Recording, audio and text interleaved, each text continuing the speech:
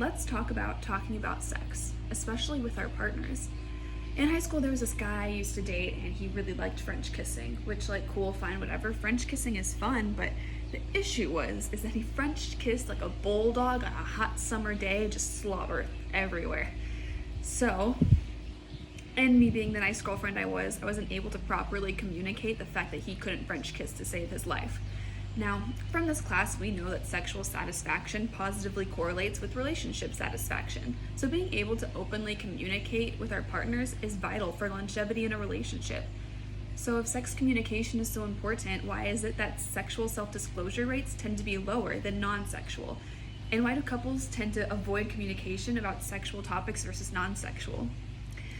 In this study, participants were randomly assigned to either a sexual condition, suggesting that sexual issues lead to most conflict in relationships, or the non-sexual condition, which suggested non-sexual issues led to most conflict in relationships. Afterwards, participants were asked to fill out a questionnaire assessing 3 types of threats to sex conflict communication. Threat to the relationship, meaning that if the issue is brought up, then it would create awkward tension in the relationship.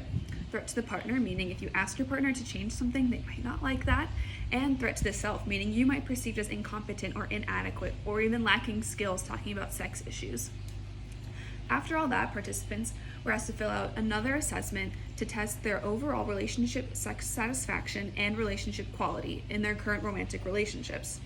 The study found that whether it was sexual or non-sexual, threats to the relationship and threat to the partner did not enhance avoidance of sex conflict communication.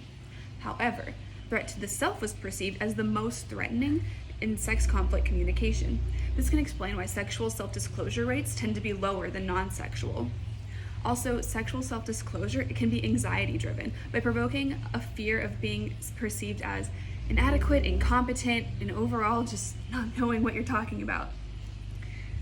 Overall, though, all 3 categories were associated with lower levels of sex satisfaction and relationship satisfaction.